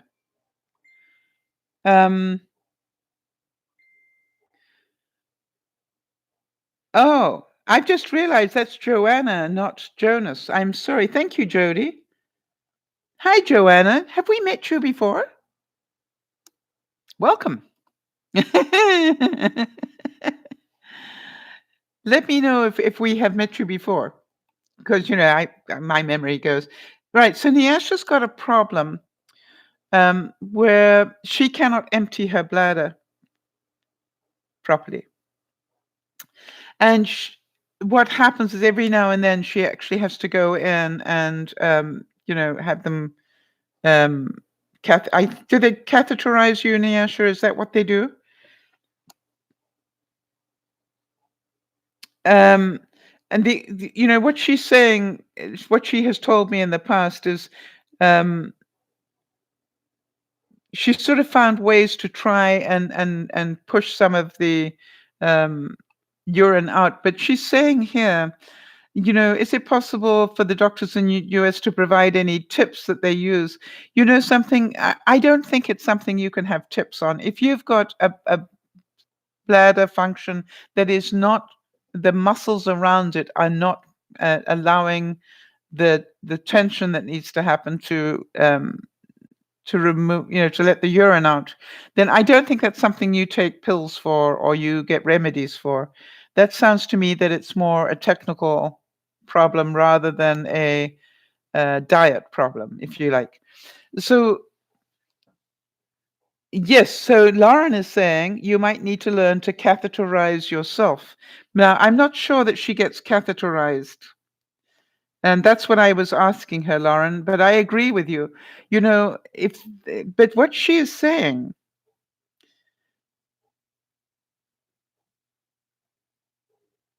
is that the doctors there don't teach her stuff like that. So, all right, let me ask you a favor. I know a couple of you know about being self-catheterized. Maybe you could do. Right, Lauren has to do it. So, Lauren, you would be a really good resource to look up maybe how it's done and, you know, what sort of equipment she would need. I would actually say that the doctors would need to teach you how to do it. Um, it's not easy to learn, right, Lauren? I would, that is a very sensitive area and it's not easy to learn. But like all things, the relief of the pain that you get would be worth it, Nyasha. So, my attitude is if it is something that you can do, which is to have a catheter, then they need to teach you how to use it, and help you get the equipment if they can. So, it's scary at first, but easy after a while. Yes, like anything else, everything's easy once you know how to do it, right? Um, but it's not an everyday thing, Nyasha's saying. All right, what Nyasha's saying that she pushes and strains and pushes, and sometimes it happens, sometimes it doesn't. But so it's not a comfortable situation for her. No, hang on a second. First of all, remember she's in Tobago, right? She is not in what I call a first world country. No, they would not have a continent center in the area, right? That's not what they would have. She probably has to. Did you have to fly out just to get to a specialist, or did you actually go to the local hospital to have this procedure done? Lauren, I'm prepared to put money on the fact that they don't have a continent center. Maybe a hospital.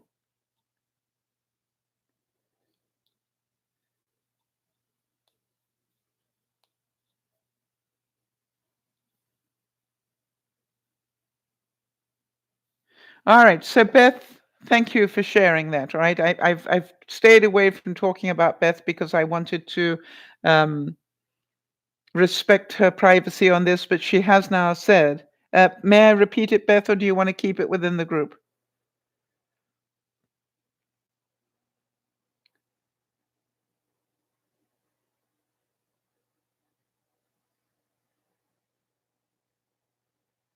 Interesting. Niesha's saying that yes, they do catheterize her, uh, but in her country, they are not allowed to teach you how to do it for yourself. Isn't that ridiculous?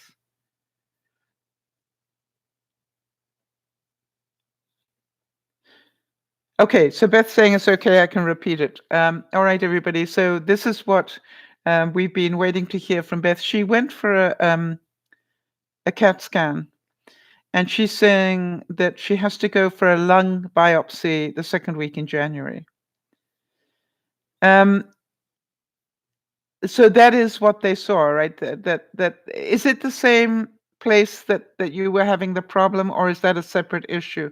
If you would like to share it. And by the way, can I now put up thoughts and prayers for you?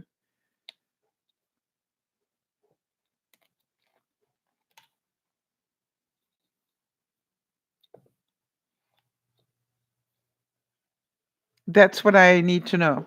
I haven't done it because I wanted to respect your privacy on this one. But if you're telling this publicly now here, then am I allowed to put up thoughts and prayers? You also have a cracked rib. Yeah, we tried to tell you that, but you won't listen to us. Okay, Beth, we will let you know. Jody, just make sure that I do, please. And here is the thing, Beth. It's just a biopsy, right? Um, when I say just a biopsy, you understand we don't know whether it's benign or not. And by the way, Jody, did you ever get any feedback on your biopsy after that? Now, it's amazing. Now that you talk about that, I realize I don't think I ever heard. And you don't have to share it, Jody, but I just realized that I don't think I ever heard. Or if I did, I've clean forgotten with all the stress that's going on. All right, so that's what I wondered. So, Beth, can you see that it was a good thing that God did was to have you crack a rib? Because if the rib hadn't been causing you a problem, you probably wouldn't have had the CAT scan. Okay, so Jody's also reporting that even though it didn't aspirate when they went into it, right, Jody? It still was benign. Thank God. Well, I quite agree with you, Beth. Beth's saying, don't ignore a cough. I've had one for 6 months. Why do you think I am such a broken record about if you've got a pain and it's not a usual pain and it continues, what does the doctor say?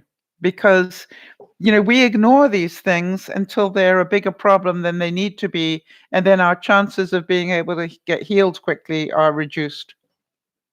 So, but a good one, Beth. I will definitely put up some thoughts and prayers. So about the time I'm moving, you're going to be going in for your second biopsy.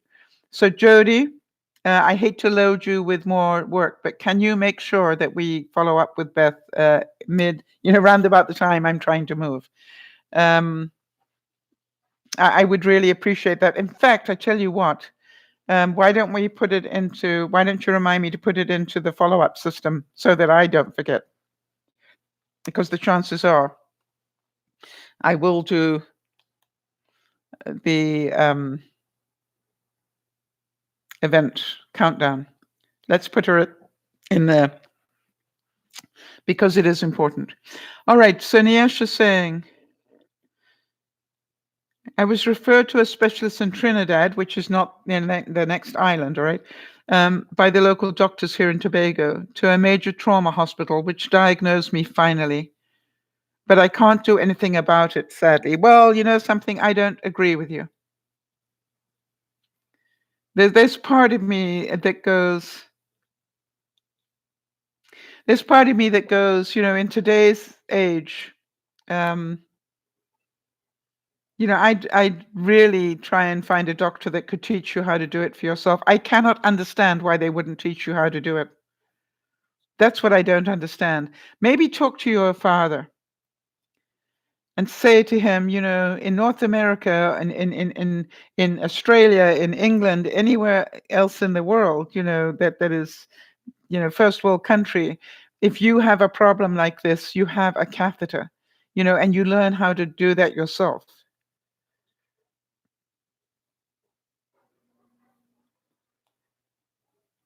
All right. And so, I see if your daddy can find out if there's a doctor that will teach you how to do it. Or if there's a reason why that won't work. You see, there may be a reason, Nyasha, that we don't know about. I would want to know, why can I not do it myself? If I were living in the States, they would let me do it myself. So why can't I? it or have a permanent one. Yes. Um, that's a very good point. Right. And some people do have permanent ones.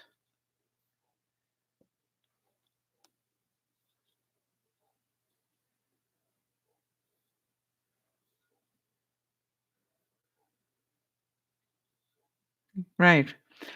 From what I understood, and I'll let Nyasha answer, but from what I understood from her, they basically um, wait until she gets, a fever, and then they rush her in and catheterize her. Go work out the logic of that one. All right, let me do the follow-up list so that everybody gets it. Thanksgiving for the US is 11 months and 11 days away. For Canadians, it's just 9 months and 26 days because we have our Thanksgiving earlier than the Americans. Easter is only 3 months away and 23 days. Spring, we're down to 89 days. It's getting so much closer. Daylight savings time is only 78 days away. Mercury goes into retrograde about the time that I move. We won't discuss that. Valentine's Day is just 1 month and 25 days away. I will own my new property in 1 month and 22 days, and I will move in just 21 days, 3 weeks today. And Christmas is 4 days away. Sal. All right. All right. So, yes, Lauren, I agree with you. By the time she gets full-blown infection, that's when they actually take her in and catheterize her. Yeah, isn't that terrible?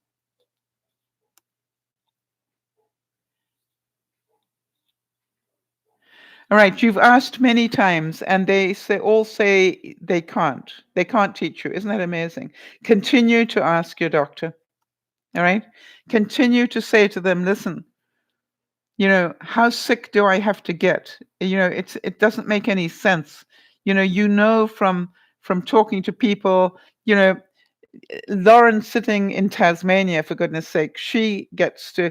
Do you have a permanent catheter situation, Lauren, or do you have a repeat one?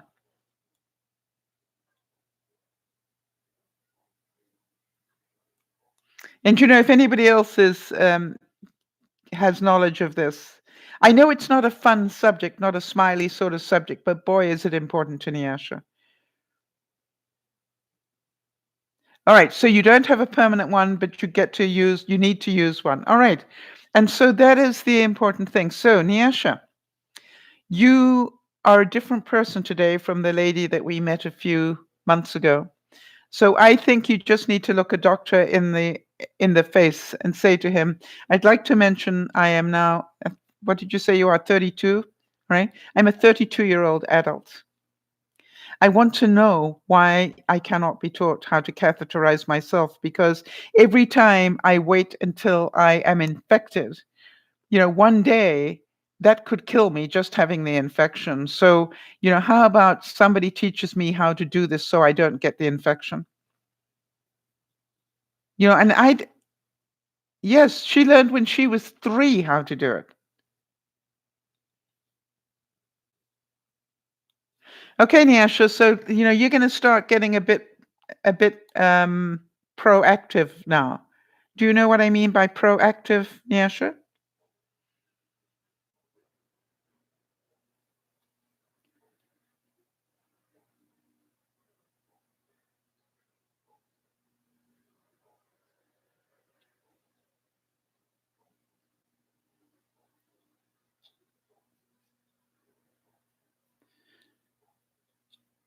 And by the way, if they look at you and say, "No, dear, don't worry about it, we'll just keep doing it for you," you go, "Excuse me, I'd like to repeat this.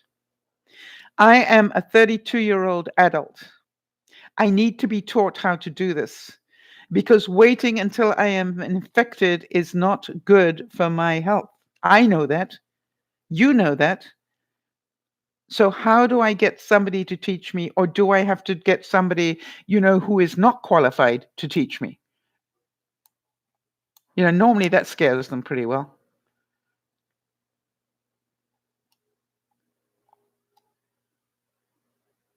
And I would be a broken record every time you go there. I would just keep being a broken record.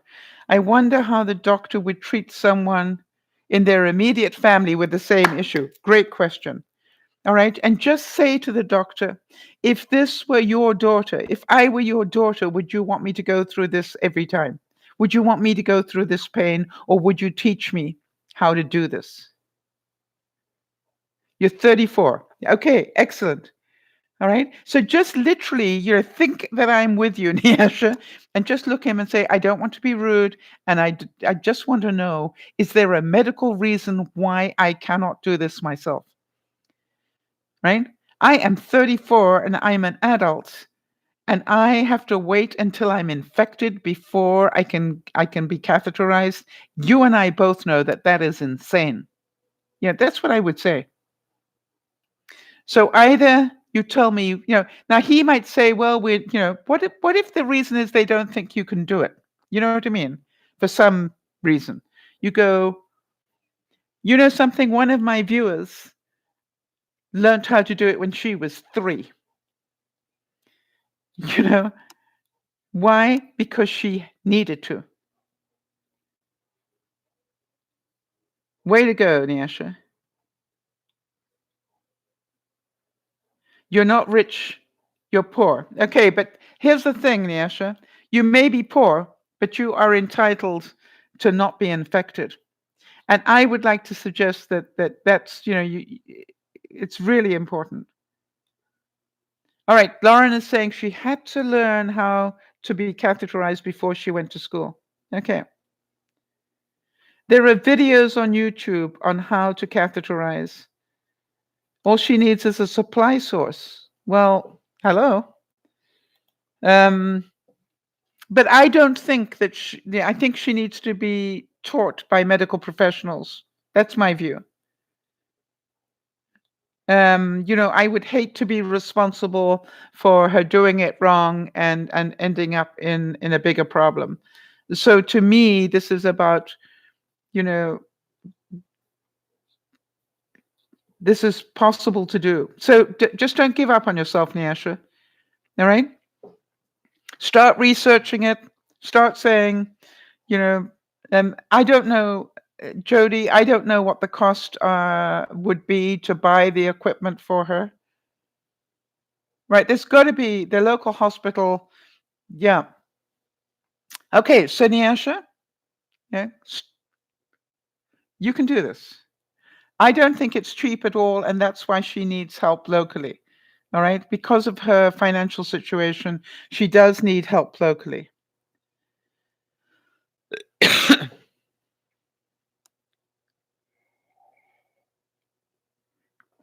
Okay, so there we go. Nyasha, thank you for allowing us to discuss it. As I said, it's not what you call a fun subject. But again, aren't we lucky that we live in countries where this isn't an issue?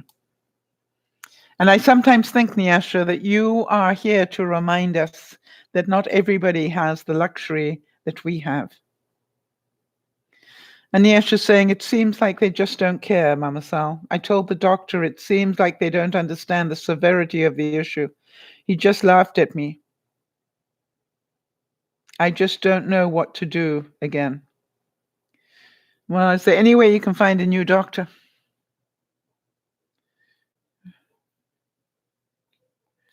If my doctor laughed at me, I'd go, I am entitled to hear why you cannot let me learn how to catheterize myself. Why you think that's funny. But my concern is maybe they think that you are incapable of some way of learning how to do it. And, what I want you to do is to say, I don't know what your reason is for not teaching me, but, one of my friends on the internet was taught how to do it when she was 3. My question is, do you think I've got the mental, intelligence of a 3-year-old? Because if so, I am old enough to learn how to do it. Regardless of your judgment of me, I am old enough to learn how to do it. Of course you're fed up. I totally understand why you would be. So, let's take this one step at a time, Nyasha. Keep talking about it, and let's keep trying to help you find the words that will get you that help. And, for anybody who's ever had a bladder infection, we all know how incredibly painful that can be. So our hearts and minds, are with you here. Jody, can you make a note so I can also do thoughts and prayers for Nyasha as well? All right, everybody, I do need to go because I have Christmas to get to and moving to think about and all those sort of things. I will be back on Sunday, and I look forward to seeing you all then. In the meantime, Beth, hang in there, honey. And like Jody, all right, not all biopsies, even when they did the biopsy on Jody, they were concerned because it didn't, leak when they put it, so they thought it wasn't benign, but it turned out to be benign. Joanna, good to see you, and thank you for popping in again. Hope you'll do it again. This is an amazing group of people, and we help each other through all sorts of things, like selling houses, buying houses, hospital visits, whatever. What makes the group special is that you all keep turning up to help one another. And to me, that is the greatest gift that you can give anybody this Christmas, is to be there for people that need it. Isabel, great to see you. Sending prayers your way as well. This is Dear Mama Sal reminding you all, please continue to look after one another. But please, please, please, as Beth reminded you, please make sure you're looking after yourself first. If you've got a cough that's not going away, get it checked out. If you've got a pain that is causing you a problem, get it checked out. Don't be the martyr, because it is being a martyr that can kill you. So this is Dear Mama Sal saying, being an adult is getting things checked out. Saying it'll get better is what children might think, not what adults think. When you are responsible adults, you go, I know that's been, that cough's been there longer than it should be. And I've done it, Beth. I want to tell you something. I had a cough one day that persisted. And, after a month of it, I went to the doctor and I said, okay, something weird is going on. It took me 3 months to find out nothing weird was going on. I had some viral infection, or so the specialist told me. My lungs were absolutely fine. I had some sort of viral infection, and I was just going to have to wait it out. And I did. And I'm glad to tell you that I stopped coughing. But, they thought I had a problem as well. So, Nyasha, I'm going to have to petition to have this done for citizens here. I'm going to try. Thanks, everybody, for the help and assistance. Bye to you all, and have a great night, and blessings to you all. Right, Nyasha, you are doing awesome. Have a look. Your daddy sounds like when he gets going, he's actually a very helpful person. Maybe have a very serious chat to your daddy and say, do you know why they won't let me learn how to do a catheterization? Because, if they keep waiting until I'm in infection, one day they could be too late. And, I'm certain your daddy doesn't want that. See if he knows. And, if he's saying, well, we don't want to discuss that, Nyasha, you go, we're talking about my life here. We need to discuss it, Daddy. We need to discuss that I need to be taught, because you're not always going to be here, and I need to know how to do this. Makes sense, Nyasha. And I know it's difficult, and I know you don't want to do it, but, maybe you need to do it now, because they're trying to make you more aware of the fact what's going to happen when they're not around. Well, hello, you need to know how to do this, and Daddy needs to help you get that help. I would suggest. But do it nicely. Please, please, Daddy, help me. All right? All right, everybody. Big hugs. We'll see you on Sunday. This is Dear Mama Sal saying thank you for helping one another. I really love you for that. Bye-bye for now.